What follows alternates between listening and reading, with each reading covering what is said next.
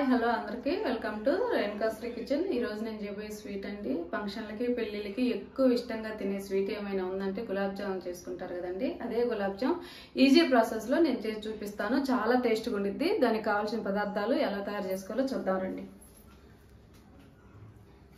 నేను ఇదిగోండి చిన్న ప్యాకెట్ తీసుకున్నాను. 180 గ్రామ్స్ వచ్చేసి 180 గ్రామ్స్ తీసుకున్నాను. చాలు.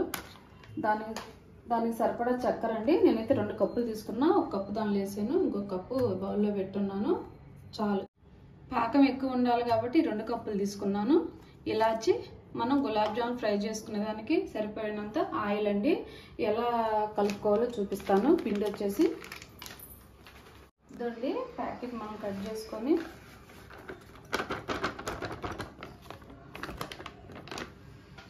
బౌల్లో వేసుకున్నాం కదా.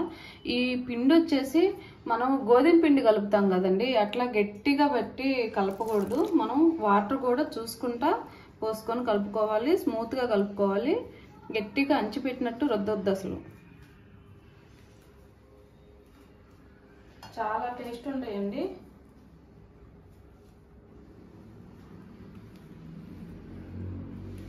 మనం చపాతీలకు పిండి కలిపినట్టు మాత్రం కలపకూడదు. చాలా స్మూత్గా కలుపుకోవాలి పిండి. కొంచెం నెయ్యి వేసుకున్నాము. కొంచెం చేతులకి అంటుకోకుండా మనం కొంచెం ఇది స్మూత్గానే కలపాలండి. పిండి అనేది మనకు బాల్స్ చేసినప్పుడు ఇడిపోకుండా ఉంటాయి, రౌండ్గా ఉంటాయి. కొంచెం నెయ్యి వేసి ఇట్లా చేసి అది ఆరిపోకుండా ఒక నాప్కిన్ తడిపి వేసుకుందాము. అంతలోకి పాకం పట్టుకుందాం. చూడండి ఇలా చాలు. 10 నిమిషాలు ఇట్లా పెట్టేసి ఇదిగో నాప్కిన్ కొంచెం తడిపి ఇటు పెట్టేసాను. ఒక 2 నిమిషాలు మనం అంతలోకి పాకం పట్టేసుకుందాం. ఇదిగోండి చక్కెర పాకం కోసం చక్కెర వేస్తా ఉన్నాను.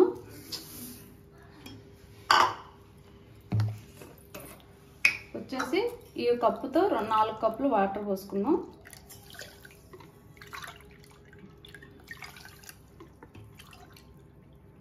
మనకి జ్యూస్ ఎక్కువ ఉండాలంటే ఎక్కువ వాటర్ పోసుకుంటే మరీ థిక్గా పాకం తేగ పాకం ఏమో రావాల్సిన అవసరం లేదు. చాలు 4 కప్పులు.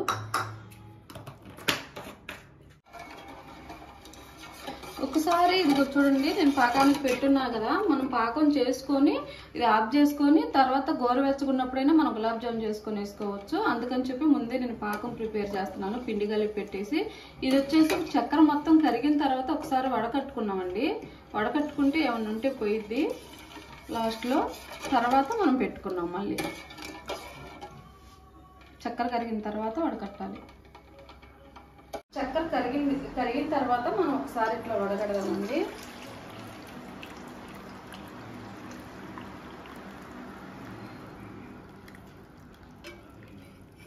ఏం లేదు కానీ ఒకసారి అట్లా అడుగునేమనుంటే పోయిద్ది.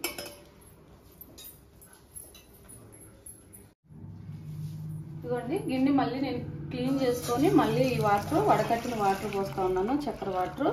ఇప్పుడు మనకి పాకం చూసుకోవాలి. పాకం అంటే తీగ పాకం అవసరం లేదండి. మన చేతికి ఇట్లా చక్కెర తగిలితే ఇట్లా అంటుకుంటే చాలు. ఆ పాకం చాలు గులాబ్ జామున్కి. హైలో పెట్టి పాకం రానిద్దాం. గులాబ్ జామున్ అది ఉండలు చేసేద్దాము. చూడండి పిండి కలిపి పెట్టున్నాను కదా నేను. ఇప్పుడు ఈ క్లాత్ తీసేసి ఇవి రౌండ్గా చేసుకుందాం.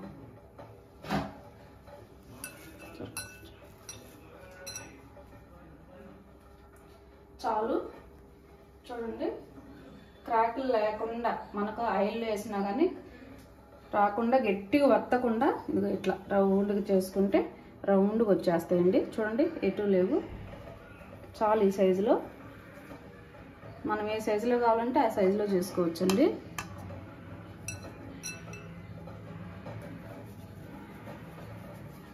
ఆరనివ్వద్దు. ఆరితే మళ్ళీ అంత క్రాకులు వచ్చేస్తాయి. అట్లా రాకుండా చేసుకోవాలి. ఎమ్మటే మనం పాకం పట్టేసుకొని ఆయిల్ పెట్టేసుకొని ఫ్రై చేసుకోవాలి. అన్నీ ఒకే సైజులో చేసుకుందాం. చూడండి ఇట్లా ఎక్కువ వత్తకుండా ఇట్లా చేస్తే రౌండ్గా వచ్చేస్తాయి.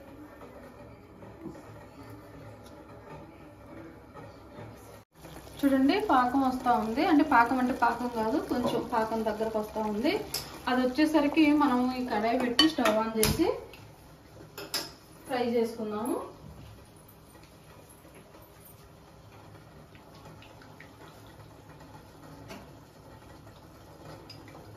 చూడండి, మునిగే వట్టుగా వేసుకుంటే చాలు.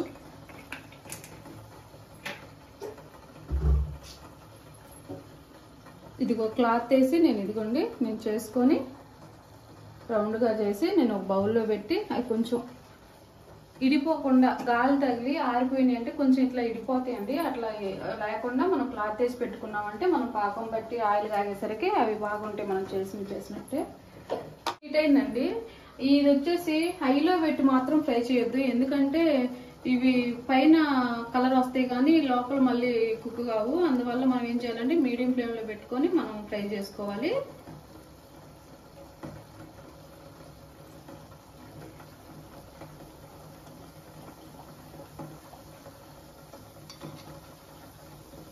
కొంచెం కొంచెం వేసుకొని మనం తిప్పుకునే దానికి వీలుగా చేసుకుందాం. మళ్ళీ ఇంకోసారి వేసుకుందాం.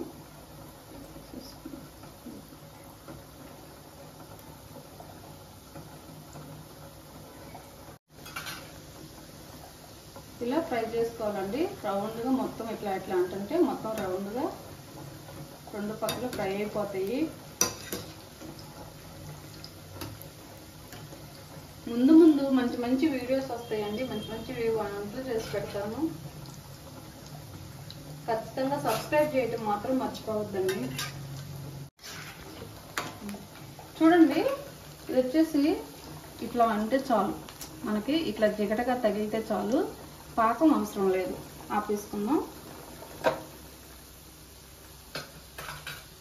ఇవి కూడా ఫ్రై అవుతా ఉన్నాయి, తీసి మనం పాకంలో వేసుకుందాం. కొంచెం కలర్ రావాలి. కలిపేటప్పుడు లాస్ట్లో కొంచెం నెయ్యి వేసుకోండి, టేస్ట్ బాగుంటుంది.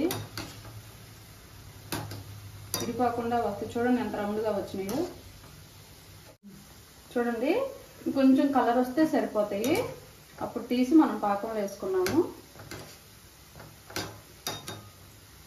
దయచేసి నా వీడియోస్ చూసే వాళ్ళందరూ సబ్స్క్రైబ్ చేయటం మాత్రం మర్చిపోవద్దండి. సబ్స్క్రైబ్ చేసుకోండి, మంచి వీడియోస్ వస్తాయి ముందు.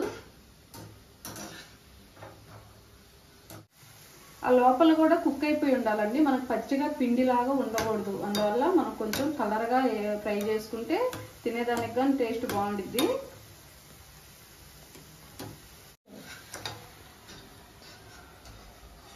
ఫ్రై అయిపోయినాయండి. ఇప్పుడు పాకంలో వేసుకున్నాం తీసి. ఈ వేడి నిండే తీసి వేడి పాకంలో వేసేసుకుంటే జీరా లోపలికల్లా పట్టేస్తుంది. కరెక్ట్గా నేను అది తీసుకున్న చక్కెర 180 గ్రామ్స్కి కరెక్ట్గా సరిపోయిద్దండి. లోపలికి పీల్చినా మనకు జీరా కూడా ఎక్కువగా ఉంటుంది. ఆ వేడి మీద వేస్తే లోపలికి పట్టేస్తుంది, లోపలికి అనేసి.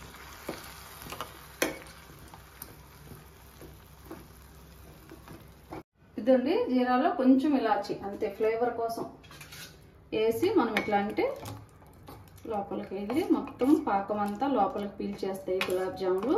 అప్పుడు మనం బౌల్లోకి సర్వ్ చేసుకున్నాం.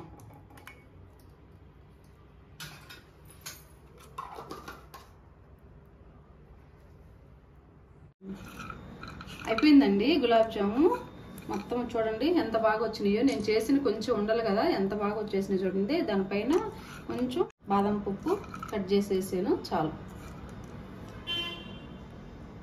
ఎంతో టేస్ట్గా ఉండే జ్యూసీ గులాబ్ జాములు రెడీ అయిపోయినాయి. టేస్ట్ చూసి ఎలా ఉందో చెప్తాము.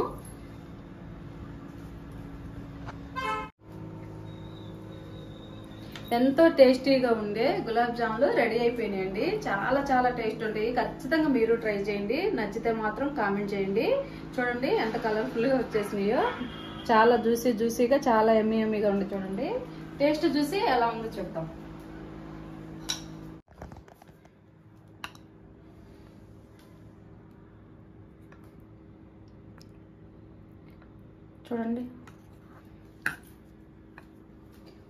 చూడండి లోపలంతా బాగా కుక్ అయిపోయింది, జ్యూస్ బాగా లోపలికి పట్టేసింది. టేస్ట్ చూసి ఎలా ఉందో చెప్దాము.